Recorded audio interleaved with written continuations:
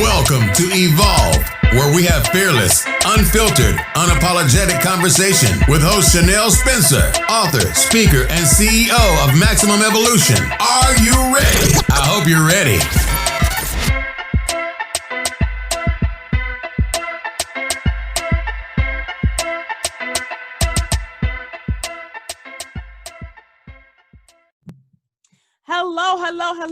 Hello, beautiful people, and welcome back to another episode of EVOLV, where we have fearless, unfiltered, and unapologetic conversation. I hope you are ready for this. As you know by now, we are having a special series for the Evolution Effect Anthology project that I'm super excited about. And today we have one of our first-time authors. Yes, I'm so excited. Yes. Her name is Alexandria Deleon. Say hello to the beautiful people. Hello, beautiful people. Hi, yes, I'm so excited. Yes. Yes. How do you feel being a first-time author? Do you know what? It's kind of, there's a little bit of disbelief but mixed with like so much excitement. Because it's something, I guess, that I love to write, and I have always kind of I love to read. So I've always fancied myself being a writer, but I guess this opportunity is like really ensured that dream for me. So it's a little bit of like disbelief in a sense of like I can't believe it, but also excitement that yes, it's happening. So yeah, a bit of both really. Yes, I love it. So let me tell you a little bit about Alexandria. I'm super excited. She's coming all the way from London, England, just saying. Yes. But yes, so Alexandria Deleon is born in New York and moved to London as a young child. She is currently the fundraising coordinator for the Global Make Some Noise. Her background is event planning, relationship building, and donorship stewardship. She has worked on challenges, also known as marathons, with Ride London, Royal Park Half Marathon, and London Marathon. So I said you like this event planning thing here. Yeah, I do. Yeah, and I think the thing that I love the most is the interaction with people. So like the stewardship of the participants is one thing that really grabs me, because of course we're trying to maximize the amount of donations that we receive. So the way that we do that is by the relationships that we have with those participants. And I think I really pride myself and I treasure the fact that I'm able to build rapport with all these different people. So I could be managing up to 32 different stewardship relationships at one time sometimes, and that's making phone calls and just really personalizing each and every single one. So for me, that's the joy that I get out of it, and I think that's just because I love dealing with people and I love getting the best out of people as well. So I feel like it's kind of a nice natural place for me to be at the moment. Yes, I love it. Love it. So let's get into this chapter. Why did you title your chapter The Wrong Road into Right? I titled it that because I was feeling really lost, and I think at that particular time I was feeling like every path or every road, figuratively and literally, that I was journeying onto was just leading into like dead ends. And I particularly said the wrong road into right because I feel like that there's one particular incident that I took a wrong road, literally, got lost from my ex-partner, and something happened, and I think that sort of situation really did catapult me into making a transition, and it really forced me to make a huge change in my life. That I'm not sure if that didn't happen that I would have changed. I like to think so, but I think there are those sort of moments in your life or in your history that kind of are pivotal, that really push you into being the best that you can be, or that they just force you to change. It's like kind of like hitting rock bottom in a way. Yep. Once you hit there, you've got nowhere else but to climb to the top. So I think that was my rock bottom, and that's why I wrote the chapter title. Right. Well, I love that. It's so like, it's a great play on words, and I'm just like, I love that. You did a really great job, and I absolutely loved your chapter. Can you just tell us a little bit about your chapter, what you wrote about, what you're discussing, what the readers can expect to see? Yeah, so my chapter is talking about a sexual assault that happened to me a few years ago. And I think that sometimes when people think about sexual assaults, they are like really horrible rapes, or they're horrible violent scenarios sometimes, and sometimes they're not, but they're things that really have an impact and really scar you and are really intimate. And I think it's kind of like, the only way that I can describe it is like, you know, if someone breaks into your car or if someone breaks into your home, even though, you know, you weren't there at the time, but going into that place or going into the car and just feeling like violated, that someone's touched your property or been in your space, I think that like had a massive impact and created a lot of trauma for me as well, because you feel like you've been robbed of something, Right. because you didn't want it to happen. And so I talk about that because I feel like a lot of things post that then led me to having my breakthrough moment. And so, yeah, that's pretty much what my chapter talks about, my sexual assault, and how after that, how I kind of managed to just change and transform my life. Right. And so just something that you touched on that I think is super important, that sometimes we sometimes minimize our experiences because it's not the brutal things that we see in the news or is shown, or you know what I mean? So we sometimes be like, well, it wasn't as bad because it wasn't this or wasn't that, regardless of what. Everybody has different responses to different things, and it may not be on the scale of, okay, like I almost was murdered tomorrow, like, you see what I'm saying? But at the end of the day, it can feel as that because of the way that it made you feel mentally, emotionally, and even physically. So I think that is super powerful that you shared that story, and I feel like there are so many women and even men that can relate to that experience, as well as the aftermath of it, and how they've healed, or the steps that they've taken towards healing from that experience. So I saw something in your chapter that you learn quickly that no matter what, when you don't heal yourself, you replay these again and again, and the traumas reveals itself in a big way during romantic relationships. That's what showed up for me. And the person I viewed as the love of my life quickly became my enemy, and things became toxic. I became needy, and he became emotionally abusive. And again, that part of me inside, who never knew what a healthy relationship was, believed that I deserved it, and that's what love was. That's powerful. Yeah. So oh wow, thank you. Expand a little bit about that. Wow, yeah. I think for me, I had grown up just not believing that I was loved, in ways, I think particularly because of my mother. And I think that ultimately what that led to is a lot of self-doubt and like a lot of criticisms of myself.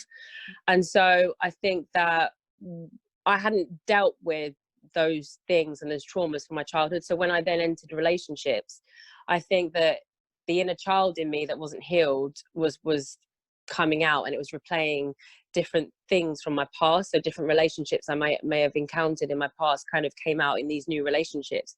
And I feel like the needier that I was becoming, the more that other person was being like was rejecting me and would chastise me or would belittle me or demean me.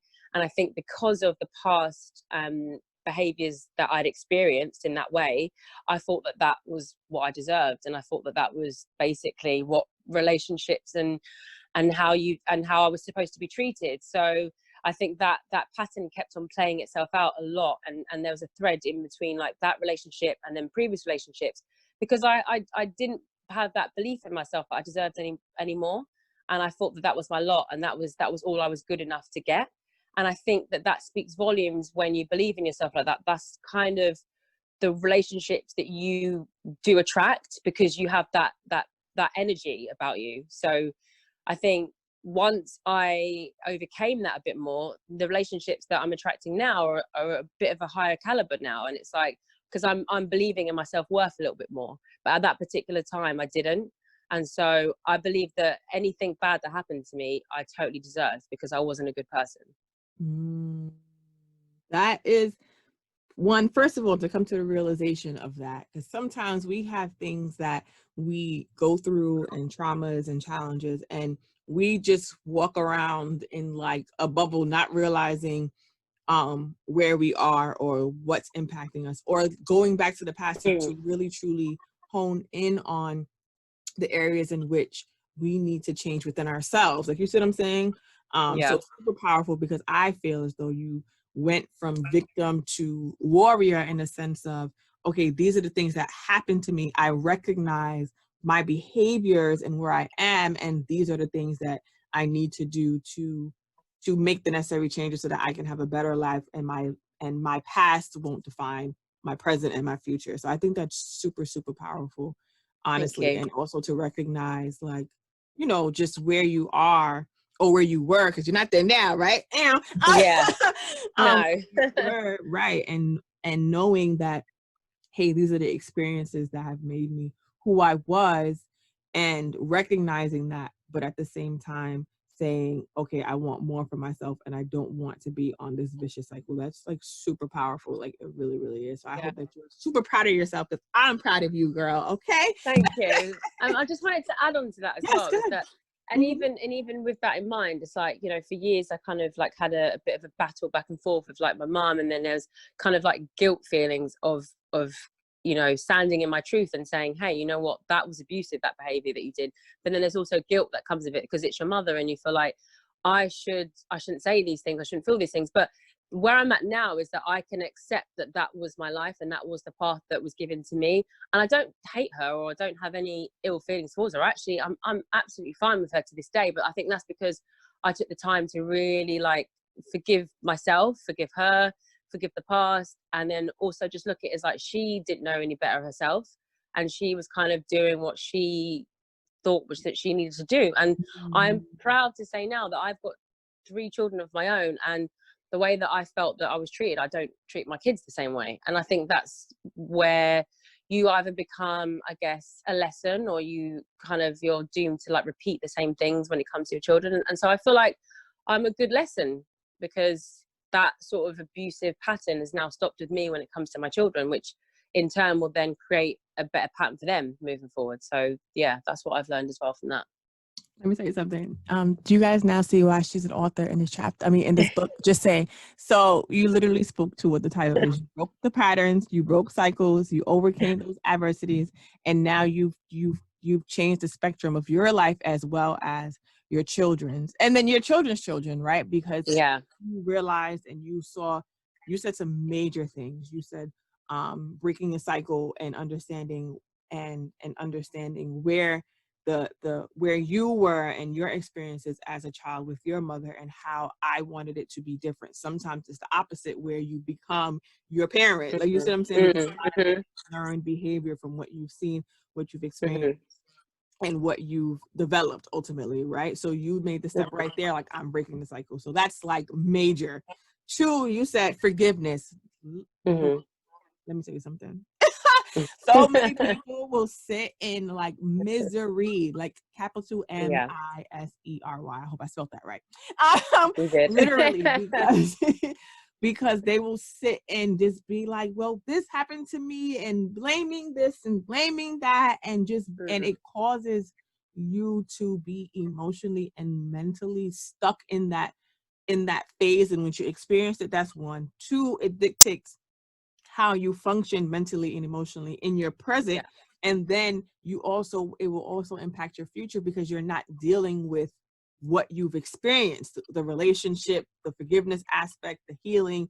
And so people literally are like 82 and still talking about what happened to them when they were 5, and still angry and frustrated. And that literally is a form of imprisonment. So it is so powerful that you said the forgiveness of your mom, and understanding, like, another piece that you said that was powerful was she did what she did, or acted the way that she acted, because of what she was either 1 experienced, 2 her own situation. You said, I'm saying that's super powerful to understand that it's not a reflection of who you are or your worth, but more of the reflection of the person, and understanding like, hey, she did the best that she could, and or that that she is who she is because of what she experienced herself. You see what I'm saying? That's super powerful, because it takes your power back, and understanding, okay, not feeling guilty, not feeling ashamed, not feeling embarrassed because of what you experienced as a child. And then 2, it takes your power back in freeing yourself from holding on to resentment and grudges and frustration. You know what I'm saying? It's super powerful, honestly. So I'm like, like I guess I said earlier, I'm super proud of you. And it's wonderful to see, because again, like I said, there are some people that are like literally held prisoner to what they've experienced as a child, like honestly. And you have to understand that, you know, you don't get to choose your parents, you don't get to choose the environment that you were raised in or how you were raised, right? But you have the choice and the decision to say, hey, that's not going to define who I am. Like, you know what I mean? And also understand, like, hey, you don't know what your parents' experiences are. You don't know what they've gone through. You don't know what their mental space was or their emotional space, and giving grace to yourself, but also giving grace to your parents as well. That's super powerful. Girl, yes, I love it. I love it. Oh my gosh. I love it. I love your growth. I love where you are. I'm like super excited. And you said you had 3 children. Girl, let me tell you something. If you ever see her, she is beautiful. Okay, like 3 children to wear. Children. I love it. I don't know how. I don't know where. It's just they just happened. I'm surprised I don't have grey hairs by now, because it is a lot. That's another thing. You don't understand, being a parent is like a legitimate full-time job plus overtime, like for real, and never ends. And it's a rewarding process, but it's also a lot of work. It's a lot of work. And in being a parent too, you kind of it shifts your perspective in regards to like your parents' perspective, just a little bit. Like, you see what I'm saying? In the sense of understanding the weight that it is to be a parent, the weight of having somebody that's your responsibility. And sometimes some parents don't have, like, we go through our own emotional, like, it doesn't stop. Like, okay, now I'm a mom, so now I'm like Teflon the Don, and I'm like Superwoman. So I'm like, I don't feel anything emotionally, I don't feel anything mentally, so I'm good. Like, you know what I'm saying? Like, I'm always mom, it doesn't matter. But as women and as fathers, we still are learning and growing and experiencing and developing too. And it's like, it's sometimes it's really hard. It's really hard sometimes when you're like not in the right emotional and mental space internally, but still have to get up and show up and be mom and make the damn waffles. Like, you know what I'm saying? Totally. And I think just on that, actually, I think as well, like, going, especially when you do go through trauma or have traumatic childhoods, and then you have your own child, I think with that as well, like, you do question a lot of the motives of your parents, and you're like, well, okay, I get it, it is tough, but I'm also a mum now. And I think that kind of makes you a little bit critical of them, especially if you are, you know, you understand your past, you understand the trauma that you've been through, and the buck stops with you because you decided, you know what, I'm going to make this change. So I think that makes, I mean, it made me a little bit enraged, because I'm like, look, I've got these kids and I have my children, and I could never imagine, like, you know, smacking them. I could never imagine saying something disparaging to them or negative, or you always do this, or pointing out something that they do. Do you know what I mean? And so in that respect, I had to really wrap my head around like how it could be that you did this. But in the same vein as well, it's still like sometimes people just don't get it, and they don't have the same type of maybe fight that another individual might have. And so that isn't on them. That's not on you. It's on them to kind of like maybe figure that out for themselves. But I feel like, the onus was on me to say the buck stops with me. It's like, okay, I could have said, you know what, I'm a product of what I was brought up with, I'm just going to do the same. But I didn't, because I had this like a lot of empathy, and I just felt like I wouldn't want to subject my children to any of the things that I felt, and to feel how I felt for the last couple of decades. I wouldn't want to put that on them. So I think that was another, I think having the children was another like really good like reason for me to push my growth a bit more, because I had to like grow up, and I had to kind of look at myself as a role model to them as well.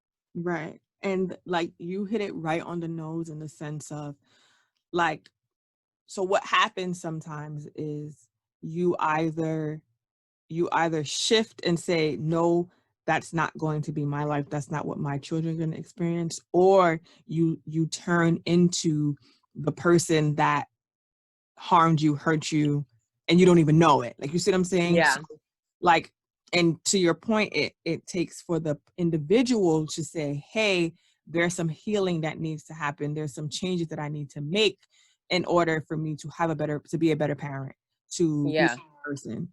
And a lot of people, because you have to also remember that a lot of people love the discomfort of being comfortable in the space that they are in, even if it is toxic, even if it is uncomfortable, even if it is unsafe. It doesn't matter to them because I still feel a level of comfort. And if I was raised in dysfunction, if I was raised in verbal abuse, if I was raised in all of these different negative environmental spaces, you sometimes become that, and you don't understand, like, hey, the bucks, like what you did. That's why I said it's super powerful. It's going to stop with me, and I need to figure out my healing. Some people don't have that mental capacity. Some people don't have that emotional capacity. So it's up to you to make the decision as a child or as an adult, like, hey, this is who my parent is, or this is not, even if it's not a parental relationship, this is who my partner is, this is who my friend is, and make the decision of how you want them to be in your life. Because ultimately, you know, you can't change people. You could want the best for them. You could want them to be whoever they want to, who you want them to be in the world. Yeah. Be the parent you want them to be the partner you want them to be. But at the end of the day, you don't have control over who people are and who people aren't. You have control over how you want them to show up in your life. You see what I'm saying? And it's super powerful that you said, like, hey, like, I get the point of being even more pissed. Like, what? I could never imagine my kids or treating my kids in that way. But you took the other route where it's like, this is what I experienced, and I never want my children to ever feel this way. You see what I'm saying? And took that healing route. Some people haven't done that and refuse to do it, or refuse to eat. I put them back in the luggage. They refuse to even touch a zipper on the suitcase of what happened to them 40 years ago. And they carry that, and then it comes out in different ways, mentally, emotionally, physically. You see what I'm saying? Spiritually, and it comes out on how they behave on a regular basis, but they don't even know it. Like, you see what I'm saying? And so that's powerful that you literally saw it. And what we're not saying is that, oh, you wake up and like, okay, today I'm gonna have a new life. It's a process. It's a real process. Lord, because sometimes, let me tell you, I'll be ready to demons out, child, but that's a whole other conversation.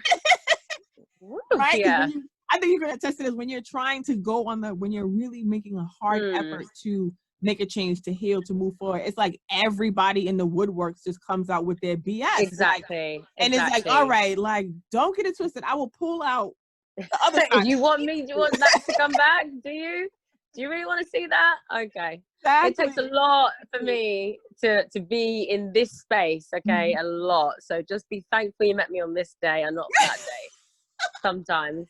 But like you're saying as well, like it's growth is messy. Growth isn't just like, okay, I woke up today, I feel like I'm going to be positive and I'm going to be happy and I'm going to watch all these self-help videos and read all these books and everything's going to be perfect.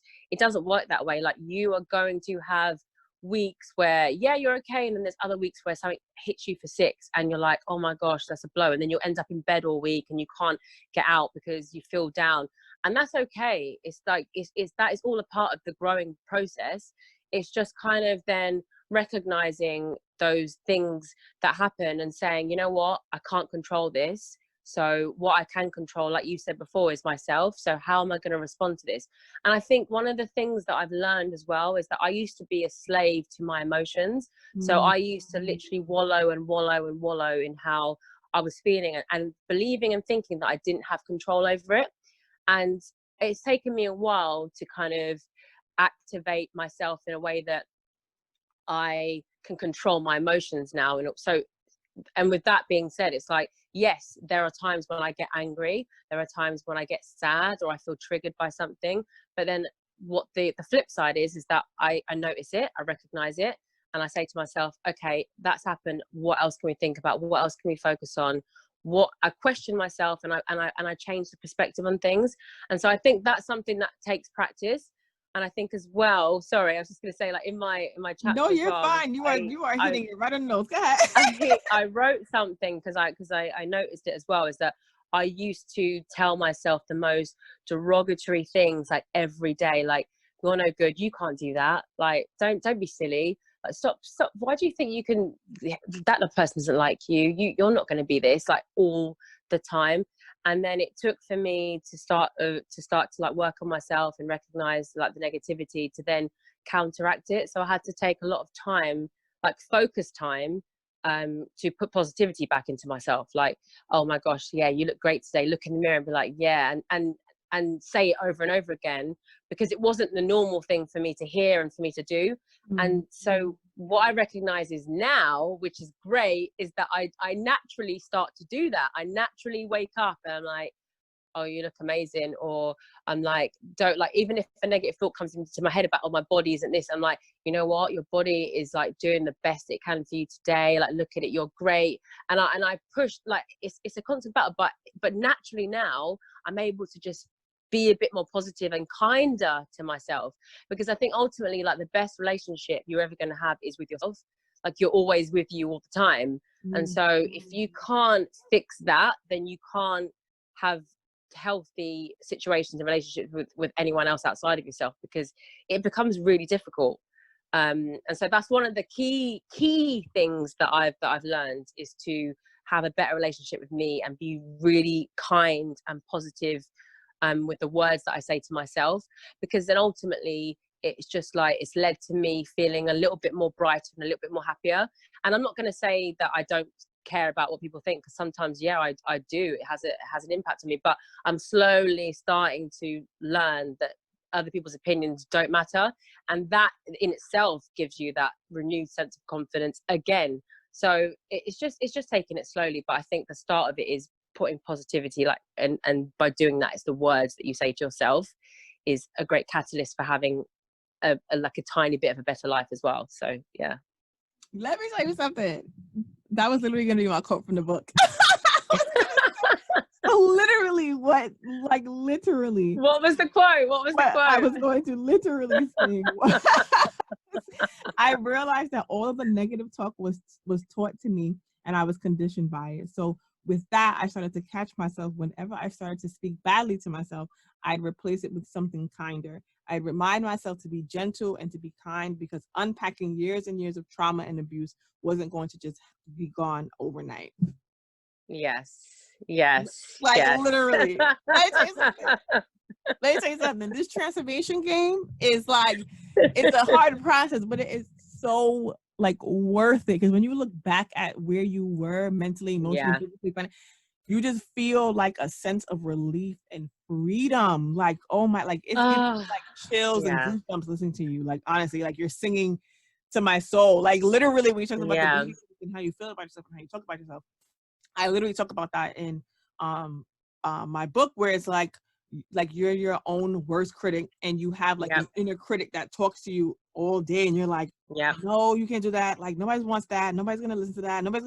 And it literally holds you back from really stepping into your greatness. So it's so amazing that you even touched on that, and then you wrote about it too, because I feel like so many women and men experience that on a daily basis. And there are some people that I've interviewed that have like, that to me are like game changers and like 50 steps ahead of me, and they're talking about like what they experience. Even Beyonce, Lord Child, like, she made me feel better about myself. Like, when she talked about how she was like super nervous and how she was having self-doubt and a negative self-talk, and she's been doing music for like the past however long it's been, and for her to have those feelings, it just it was a sense of relief to understand, like, hey, she's human too. We are all human, and we all have like fears and have that negative self-talk, but it's about doing it anyways. It's about stepping into your greatness anyways. It's about making that change anyways, like, no matter what. Just being like, all right, I hear you, negative self-talk, but this is what we're gonna do anyways. You know what I mean? So it's super powerful. Like, I absolutely love it. Oh my gosh. Like, your chapter. And I think on top of that, I think that's one of the things, like, that it does humanize us, but it also connects us all together. And I think that if we were just a little bit more open and I guess receptive to hearing each other's, I guess, like, pain, stories, perspective, and I think we would become a little bit more connected as a society and as like a human race, because I feel like we're all looking at other people and like, oh damn, how does she get to that place, or how is she like this, or she looks confident and she looks amazing, and we look at these appearances and these aesthetics, but even those people who you look at and you think, oh, they're so beautiful, they're so hot, they have got these self-doubt and these like critical feelings that they feel about themselves. But it's just that, you know what, the reason why they got to where they are is because they had that a bit more belief in themselves that you do. And that's all it is. It's just that, like, there's nothing holding us back but apart from us. That's it. And I think when we learn that and we understand that, that's when we start to things start to open up. And I feel like that massively happened for me when I just stopped kind of, you know, doubting myself. Like, I mean, I still have doubts that doesn't, it's not gone away completely, but I feel like I push myself a little bit more now because I believe in my potential now. And I think that that's the difference between, you know, growing and then staying stagnant. And that's basically one of the things that I've learned. And that's only been within the past, I would say, 3 years, you know, so it's still a work in progress, because how do you undo, I guess, maybe like 20 odd years of a cycle of abuse that you've been through, and then maybe in 3 years, that's not enough time, but it's been enough time to really drastically make a change for me in a way that's opened myself enough where people have noticed it, where I've noticed it in myself, where I feel like this brand new person, like I've just come out of a cocoon and I'm now like this butterfly that's kind of, you know, heading into this new space. So yeah, that's where that came from. Yes. Okay, so I'm just gonna say it now. When I relaunch Evolve TV, you're gonna be on a guest, because like literally you are like, oh my gosh, like I wish that we were doing this, because I could have just used both. Like oh my gosh, you're like, yes. So I need you to write that down, like, at some point in the near future. We'll be going live together, just so you know. Oh yeah, I'm ready. So what's next for you? I think what's next for me is just to keep evolving myself, and just moving the goalposts and resetting myself, and to always just to maintain like this spirit, because I feel like I've just got this spirit inside me that no matter what's happened in my life, it's always got this thirst for more. There's this person, there's this light and this fire inside me that's like, come on, like we need to get this, like what is this? And I think ultimately, like, happiness is my ultimate goal. So whatever comes with happiness is where I want to be. But happiness is a choice, and I make sure that every day I choose to be happy. Like no matter what, like I find something to be happy about, and that's what I said about this. But that's practice. So I feel like my next steps are definitely my ambitions with my career, because I feel like, you know, that's a fire that always keeps on burning, because that ultimately is tied into my happiness. What do you want to do? I think for me, ultimately what I want to do is go into like more like digital marketing and, you know, social media stuff. Like I get a little bit of a buzz of, you know, creating content and that kind of stuff. And that's something that I've learned in, you know, recently in the past couple of years, that kind of gets me kind of excited. So I think that, you know, for anyone who, you know, is thinking about a change in career or blah, blah, blah, I think they should always think about like what excites them over money. Some of us, you know, aren't always meant to be entrepreneurs or are destined to own our own businesses, and there's no shame in that game. You know, there's nothing wrong with you know, working for an employer and getting a wage. I mean, I think that as long as you feel passionate about something that you're doing, then that's, you know, the best thing that you can hope to achieve. Absolutely. And then ultimately as well, I guess like next steps are just to continue to be in a positive space, and to continue to just evolve myself in a way that, like, mentally, like I said before, I'm still not kind of, you know, feeling like I don't care what other people's opinions are. So I think that's the space that I want to get into, where I don't care, because ultimately none of us should care what other people's opinions are, because that's none of our business. Our business is how we are and what we're feeling, and being happy and finding out who our true selves are. And so for me, that's like through meditation. I meditate, not religiously, I have to admit, but I do it. I make a conscious effort to do it. I think it's really, really important. And I think that those 10, 15, 20 minutes, however long you want to meditate for, is just a moment in time where you are there focusing on yourself and your body and quiet and stillness. And I think that's a really important thing, like, to have in life. And I think that that's something that then generates a sense of calm in you. And I think when you connect into your real self and you connect into yourself inside, then that's when you'll see your true power. So that's what my next steps are, to like definitely reconnect with myself more, and to just reveal like my true power and like where that's going to lead me to in the world. And then obviously, like, I'm a mum, so my next steps obviously are just to make sure that my kids are growing up to be the strong, independent, really well balanced and fantastic people that I want to see in the world. And you know, just through my education and through the way that I feel and how, you know, I believe in like human rights and stuff, like I want them to be having those feelings, because it's important to me that they grow up and they have a really balanced sense of like who they are, confidence, but also that they treat other people with respect. Like, even if people are different to them, it doesn't matter, like, they're human beings, and I want them to grow up to be respectful and to fundamentally have a belief that you know, to be kind and to be gentle and generous and stuff. And so yeah, I guess that's my calling as well. I feel like it's just to encourage and inspire my kids to be the best that they can be in this world as well. So yeah. Yes. And how can they connect? How can our audience connect with you? Oh, well, I have Instagram, so if they want to follow me, they can. So my Instagram handle is at Lexi Deleon. So that's Lexi spelled Lexi, and then Deleon is Deleon. So at Lexi Deleon. That's on Instagram. So yeah, I guess that's the best place to connect with me. I don't know if I feel comfortable giving anyone my phone number, but if there's somebody that we wouldn't want you to give anybody the phone number. But you got a ghost number, you know, that's a different story.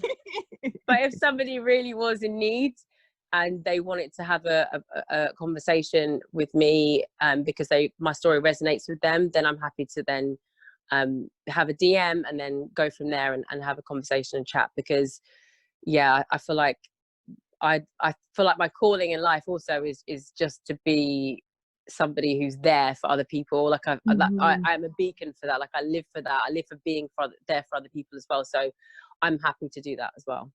Yes. All right. Well, thank you so much. Oh my God. Such an amazing and powerful conversation. Thank you. And if you haven't gotten your copy of The Evolution Effect, you need to get that today, and make sure you read Alexandria's chapter, because you know it's super, super important. As you see, everything that she's talked about has been super powerful and game-changing and life-changing, and it'll literally be life-changing for you. And make sure you read her chapter, The Wrong Road into Right. Okay, let me tell you. Thank you so much for being here with us. Thank you to all of our lovely listening audience who has tuned in, and if you love this episode, leave us a 5-star review, leave us a review. We love it. And thank you again, Alexandria, for being on this project and for your transparency and sharing your story. I feel that it'll be super impactful to so many, because so many have experienced what you literally talked about and what you've gone through, and to see how you've transformed and have taken ownership of your life and stepped into your greatness, and every day making the decision that I want more for myself is super powerful and super empowering. So I thank you for being a part of this project, and again for sharing your story. Oh, it's my pleasure. Like, honestly, this has been one of the best experiences of my life. And I think that also that this is testament to the fact that when you do change your life, then good things tend to happen out of that. You know, I always dreamed of being able to like be a part of a book or have something that was published. So, you know, it's happening now. And I think that never would have happened if I was living in that space I was living in previously. So yeah, I think that that's another testament to that growth as well. So yeah, thank you so much for the opportunity. No worries. Thank you. And to our lovely listening audience, I appreciate you guys for being here with us, and we'll see you for next episode. Thank you. Bye, beautiful people.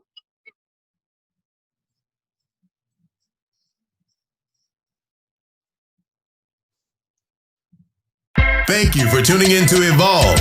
Stay fearless, unfiltered, and unapologetic. Until next time, special shout out to all of our amazing listeners. You are truly appreciated. Follow our host, Chanel Spencer, at Chanel Spencer Now on Instagram and Facebook. Songs I'm From the South by D21 from Black Mob Entertainment off the 720 God album. Find him on Instagram at only D21. I'm from the South. I'm from the South. Straight out the South, we'll hit his rock gold teeth straight out your mouth. My niggas don't know peace, fuck is you saying though? Homies he playing though. Know my old dudes bring more than a candle. Bring the heat to them, there they keep talking. Know that they would end. Little dogs barking, step across the line, be south.